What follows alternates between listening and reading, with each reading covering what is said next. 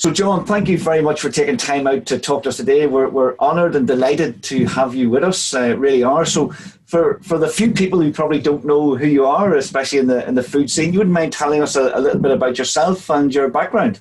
Yeah. So I spent 40 plus years in the industry, but a genuine 40 plus years. In other words, I left school when I was 16 and became an apprentice chef. Dyslexic, not a rogue exactly, but I enjoyed food, and I loved disappearing into food and everything that went with it, that whole kind of lifestyle, which I have to say is very different now to what it used to be in the middle 70s, if that kind of makes sense. So worked in a whole variety of restaurants and kitchens and did my piece, which was primarily restaurants and hotels, really, from, country house hotels to city centre hotels to London and Yorkshire and, you probably name it, but very structured. There was 18 months there, 3 years there, 5 years there. So it wasn't just a job. Because the number of the head chefs I worked for said to me, if you're in it, make a success out of it, or go and, work on the supermarket checkout or whatever. So that was a kind of warning to me to be successful.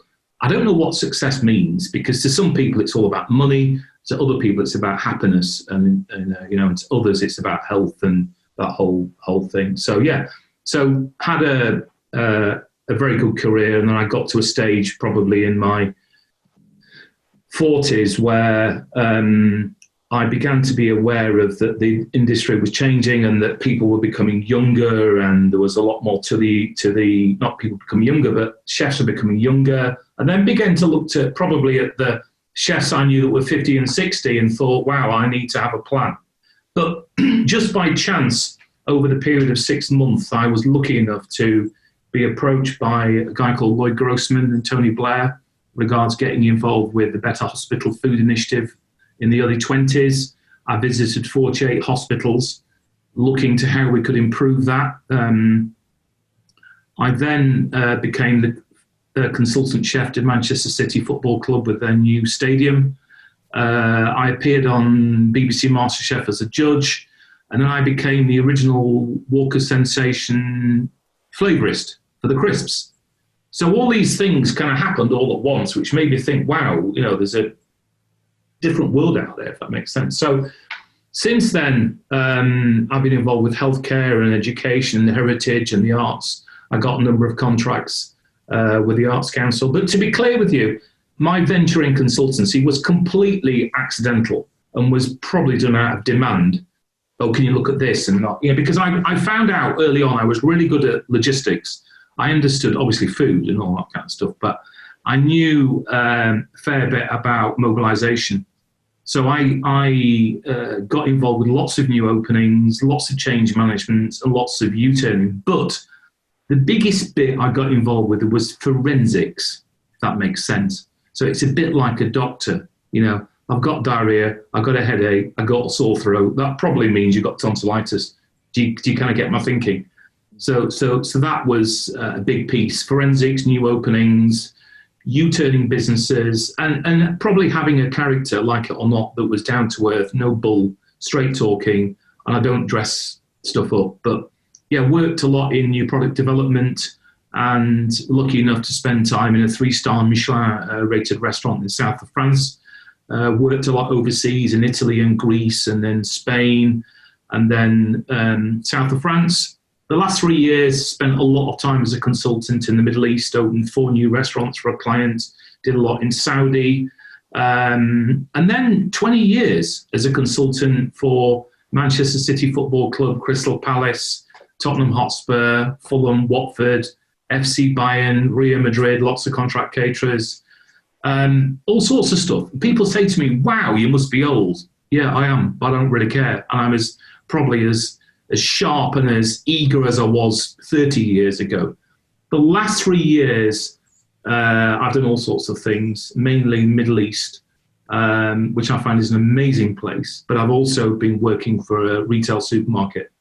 with their kind of ambition and aim, where they want to mangle food service catering into retail, which it will be the first time, because even though they're very similar businesses, they're very, very different. So been working with retail, of which we opened 2 concepts, and we're planning another 6 or 7. So that's a piece. But above all, I'm probably a commercial animal. I understand profit and people, processes, products, driving system. I'm at it, and very much a confidant, working for people and helping them out at the SH1T or helping them develop. But that's it, really. That is it in a box, if that makes sense. Incredible. What a journey. And again, you're listing off those list of names, just incredible. You think you would have had those opportunities if you hadn't put in all the hard work back in the early days? No. Simple as that. That's it. You have to put in the groundwork. This thing about luck. Wow. I tell you what, I've been doing lottery tickets for a long time, and that ain't happened. So the luck thing I don't get. You've got to put the graft and the opportunity. You've got to... But, it's easy nowadays to kind of merchandise yourself as a marketing, PR, celebrity in a box. That's a complete load of crap. Sorry to be rude. You've got to deliver. People will give you pounds, shillings and pence for services that have to be value, that do make a difference. Otherwise, there ain't no future in it, if that makes sense. Perfect.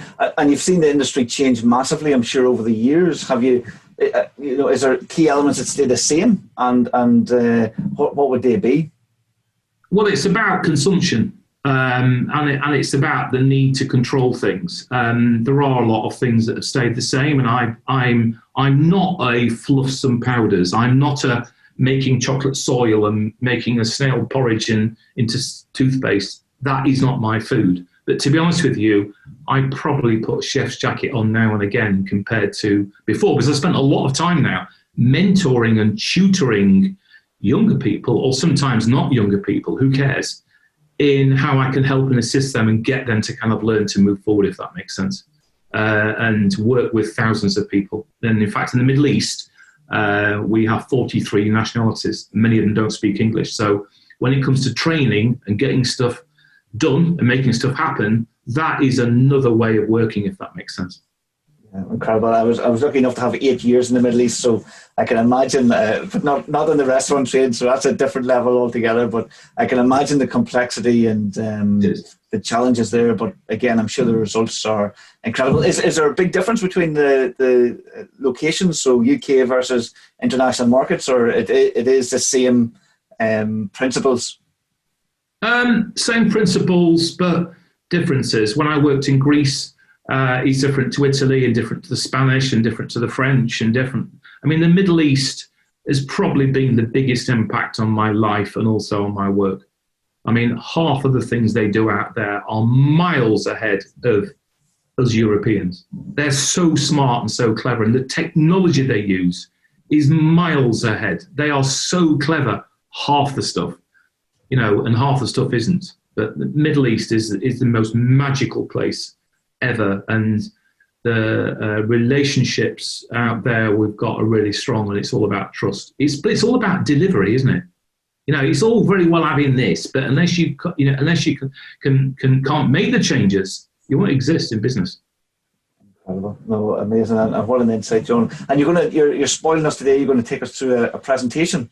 Yes, I am. This is 20 plus actions that I would suggest in 2020 in food and beverage. And I'm very aware that everybody and their dog has been throwing up PowerPoints and webinars, but I think this one will hopefully make a kind of difference. So my thinking is that with COVID and everything that's happened, bearing in mind the food industry, or particularly catering, was not having a good time before COVID. So a lot of businesses were teetering on some kind of edge or cliff edge last year and the year before, which is something over the top. I think arming yourself with a plan, or planning the plan, is actually really important. And it's probably a time to rethink, review, recreate, re-engage, realign, redevelop, restart, re-strategize, and reconsider what you're doing. Otherwise, the future may be even more difficult than what it already is. Yeah, excellent. So a lot of work to do for sure for all of us. So Brilliant. I'll let you put up the slides and we can go through it. So my back in the beginning of the year, moving towards April, I could have, as I'd been lucky enough, it's not luck, to get involved with retail. I kind of saw that the modern day restaurateur or food service operator needed to probably be a bit of a vendor and do ready meals and do meal kits and do home delivery and do venue catering and to go and whatever. I think the old adage of just having a service point in a restaurant and just serving people with table and chairs is finished. Middle East, 70% of our business in the Middle East is on home delivery. It is massive. So I see the future for restaurateurs or for any kind of food business is if you produce great products that work, who the hell cares where you sell them as long as there's a market? So stop thinking as tables and chairs and think globally, think openly, and think multi-purpose. If you make good food and you provide good food, think of different avenues to be able to provide and sell it, if that makes sense. That's the kind of the first thing.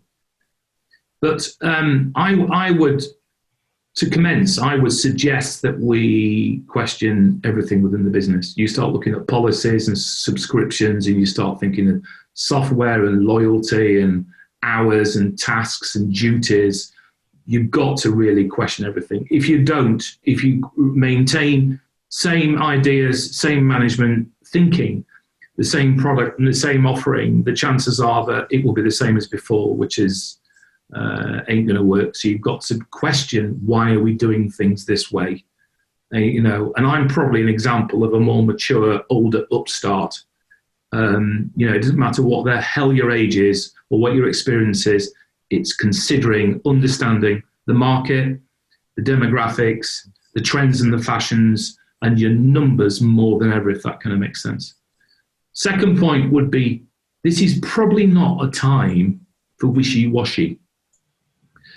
This is a time where strong principles and designated authority are required. So I'm into big leadership. And leadership is very different to management. So I think having the leader that's saying, right, this is our plan, this is our direction, this is where we're going to go, to hell with it, is more important than ever. I don't have a problem with management, that there is a big difference between leaders and management. So now it's the vision, it's being smart, it's having that bit to take your group, your tribe, your whoever, your gang in your business to a better place. That's, I think, really important. Next point, operationally, it's train. And when you finish that, continue to do more training, more practicing, more role play. You've got to influence people, check them, train them again, mentor them again. You've got to think customer. Because, what's been interesting over the last 6 months, customers have learned not to eat in restaurants. And they've learned to eat and survive and think differently in cooking at home. And the feedback I get and the comments I get back is that customers' expectations now, they want professionals. Yeah, or they want smiles, teeth, welcome. They want the engagement. They want a better product than they can make at home, or the future may be tough. So our industry within food service has got to kind of pull its socks up. And I mean that in the nicest of ways. Be good, get it right, or don't compete, if that makes sense. The next piece would be create and design great products, even if it's the bread, if it's the sauce, if it's the cheese straws, if it's the chocolate, if it's the fish dish. Design and sell great products that you're proud of, that can become famous. It's thinking of value and it's thinking of the customer. A great sausage stew with some, splattered tomato and some mash with a bit too much white pepper, blob of butter. If it looks good and tastes fantastic, it can be cheap. But it's about thinking of designing great products. If you sell crap, eventually you'll get found out. Next point, competitors. Know them, get close to them, become fanatical about them, work them out. Do not have this attitude that says, well, I've no idea what they do, but we're the best. You've got to psyche out your competitors and look what works, which is really, really important, I think. Get close and be smart. It's that whole intelligence bit of working other businesses out. Reset like never before. Get the blank piece of paper, you create your own rules, and you rethink how you're going to trade and what you are and what you need to be. And that's about planning the plan. If you continue, as I said before, with the same thinking, same mentality, the end result will be the same. And that applies to any business. The whole thing about COVID, for right or for wrong, will have a detrimental effect. There are obviously businesses that have done very well out of it. But for those that haven't, you've got to reset hard and question everything, if that makes sense. Redesign. So redesign your service, redesign your production methods, looking at layouts, logistics, time and motion, what's kept where. Why do we do that? That's a bit stupid. Let's move that to there. So that whole rethinking of how you produce food and serve food and what's efficient is probably more important than ever, because the customer doesn't want to be in a crammed queue. You've got social distancing, you've got that whole thing. They want it prompt and they want the smile. Or even if they can't see the smile, you can tell it through their eyes, if that makes sense. And think with all of your journeys as the end user. Digital actions, entertainment, communication, simple ways of being able to communicate and collate information. And it's all very well collating information, but unless you use that to the betterment of your customer and your business, it's a waste of time. Okay, that makes sense. Customer is the boss. So searching and selecting of your staff and mentoring of them and getting them to understand the process, the system, the requirement of how they engage and how they deliver of the standard to that presentation in that style is more important than before. Anything that's surly or that ain't great or doesn't smile or is in a bad mood or grumpy, fine, don't let them near your customer, because that will more than ever have a detrimental effect. And one doesn't want that, because customers will give you one chance. If you imagine, 2019, it was tough. You get it now, you'll be in a big black cross in the book, which is what one doesn't want. Sheep or wolf, this is a really important thing. You either lay back, you just let the whole horrible process take place, which is now, hitting the world or hit the world, and you go along with the flow and you just hope it somehow works out, or get some drive, enthusiasm, some get up and go, and you start this new marathon. It ain't a sprint. This is a marathon about being fanatical about your business and thinking it through. It's not probably about just sitting back and seeing what happens. Wisdom. Experience and knowledge is probably now more paramount than ever. So using the people in your business that have the experience of what they did, not only in the industry, but also in life, is really important. I see that more than ever. Grey hair nowadays is becoming more and more important than what it used to be, because we've probably lived a bit more than others, and I mean that in the nicest of ways. But obviously involving your staff and your team and getting ideas and solutions, even if you don't use them, is really important. Be brilliant. As I said before, customers give you one chance. So professional service is paramount. The customers I hear and I see probably expect more than what they got before. Now, I don't know what more means. Is it better value? Is it just a smile? Is it preempting their next move? Is it just care? Is it just saying to the customer, hello, you had dinner. We love you still. Come back and see us. It's not always about the dreaded voucher. Sometimes it's about being human and actually being interested. And that comes from training your staff and the leader of your business dictating that that's how we're going to operate, if that makes sense. Know your numbers. There was a time where you could exist within the industry from just, well, we'll wait till year end and hopefully the accountant and, it'll be fine. Then it became quarterly. Recently, it's become monthly, regards understanding our financial numbers and figures and covers and spends and fixed and variables. Now, I see it weekly. And in fact, a number of businesses I know are now doing their physical numbers every single day. Because, the fixed in variables and the customers wanting it faster, quicker, cheaper, and rising costs, if you don't control your numbers and your figures, because there's so little romance left now in this industry. It may be, the death of the business. So getting to know your numbers and sharing it with your team, understanding the targets.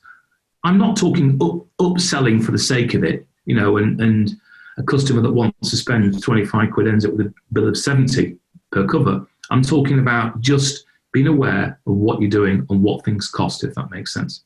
Some of those numbers you can do on the back of a fag packet. Safety. This applies to the public as well as the staff. So I think the welfare and security of customers and the staff is really important. We talk about ethos, we talk about partnerships, we talk about values. Well, it's not difficult to actually properly care for people and ensure safety, which is probably, from what I can understand, the number one thing. Design. I mentioned this before, but it's about using your space. It's about working the space, considering the space.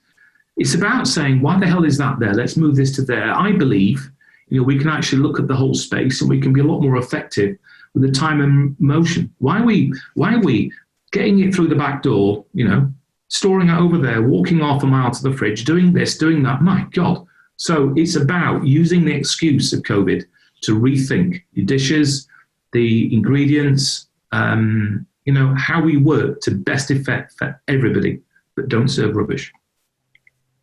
Fast food. I want it now, my way, day part, the whole thing. That, fresh fast food is on the move and it's quick and it ain't going to go away. And probably that's one of the things we've all learned about, speed and efficiency, and that whole thing about food in the hand, food in the car, in the sitting room, at work, wherever. Fast food, if you're smart, it doesn't mean cheap. It doesn't mean nasty. It doesn't mean frozen. It can mean quality. That's really important. So fast food is something you need to look at. Read the market. So the new staying in is probably important. So again, it's looking and thinking about the market. You start looking at trend watching. There's lots of information out there to understand probably how the market's been. You can then begin to look at insight to understand typical customers' response, how they're looking at you, what they're thinking, what they're wanting. I'm not talking about is, Mexican food more important than Chilean. I'm talking about bigger stuff. And whilst I enjoy Mexican food, I think it's understanding probably where the market is and looking to the future. Forget the history. Successful motor racing drivers don't constantly look in the rearview mirror. You've got to think forward. You've got to be smart. Become famous. When I say this, I'm being genuine. What are your points of difference? Think about PR, marketing, and awareness. But let's have stuff that is real and isn't just a load of hot air. So look at the points of difference regards how you're portrayed in the market, how you're perceived. Think about your tone, your noise, how you communicate with people. TripAdvisor, social media is so important. Guidebooks, nobody really talks about apart from the Michelin and etc. So actually how you're perceived is important, really important. So what's your points of difference? What are you doing that's better and faster and quicker and more famous than your competitors? If not, invent them. Shed the emotion. So financial debt and having lots of outlets, all of that, and we've had that for many, many years, but actually let's do 6 sites well or 1 site well apart from 20 badly. So beware of, there's no Father Christmas, there's no fairies, the industry's tough and it's hard, and you probably need to review your outlets, review your opening times, review your shift patterns, but it's all about the customer. It's, put yourself into their shoes.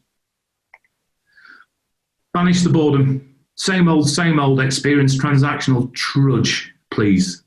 Let's have some wow, let's get people excited, let's become human with customers, let's create great products, as I've said, but let's not be boring. You've got to get your personality of your business through to the end user, which is really, really important. Listen. Listen to customers and also the dreaded focus groups, if that's what you would call them. Very few caterers really listen to what the customer says, particularly chefs. And here's one that's been running around kitchens for 30 or 40 years. listen. It's not necessarily what you want, it's what they want, if that makes sense. So I think listening to customers and allowing them to have feedback. I used to often say to my restaurant manager, right, give me the telephone numbers. Everybody that ate last night, 143 covers, right, I'm going to ring these two people up. I used to ring them up and say, what do you think? Oh, the music was bloody terrible. And this was horrible, but the rest of it was wonderful. So then I'd go and sit in the restaurant and say, actually, music is terrible. So, but you kind of tend to go along with things. So listening is really, really important. Or the modern expression is called feedback. Have fun. Really important. Be human, enjoy life, laugh, smile, do daft things occasionally, and enjoy your work. Because the industry with food is fantastic. You've just got to, understand that the future is going to be very difficult. It has been difficult. It's going to get more difficult. This is a time when actually having fun is probably more important than ever. And I know it's difficult. Go and get the football outside or whatever you want to do. So, 100%, know your stuff. Get vision, get direction, and plan the plan. And thank you for the time listening to me. And I hope my advice and thoughts have helped and assisted you. So anything about myself is on www.johnbensonsmith.com. Thank you. John, thank you very much for taking us through that. Incredible, and for sure an incredible treat for anyone that would click through to your website and see a little bit of your history and what you've done and what you're doing now. It's an amazing CV, and I know there's plenty of space for a lot more to be added to it as well. The working doesn't stop yet, does it? So, John, thank you again for your presentation. Really enjoyed it and sharing some of your journey with us. If there's anyone watching this that wants to find out more about you or connect and follow you as you continue on your journey, what is your website the best place for them to go? Yeah, but I'm on LinkedIn and I'm on Facebook and Instagram and Twitter and all the usual kind of things. But yeah, www.johnbensonsmith.com. But I'm very accessible. I mean, if anyone wants to ring me up and say I've got a problem or an issue, it isn't about me cadging extra work so much. Well, it is a bit, but I'm human. I'm happy to talk to people. And help. And it is about money and finance and business, yes, but sometimes it's about meeting great people. Amazing. And we could see that in the information and advice you provided for us today. So again, thank you very much for your time today. What we'll do is we make sure underneath this video, anyone watching it, check out the links below and you'll be able to click through to John's website and find him on social media. And John, again, thank you for your time today. Thank you, Kieran. Good to see you. Thank you. And anyone watching this, look, if you really enjoyed it, I think you will. Incredible value. Why not share it with your friends, share it on social media, and do click through and check out John's website. We'll see you in the next video. Thank you. Thanks.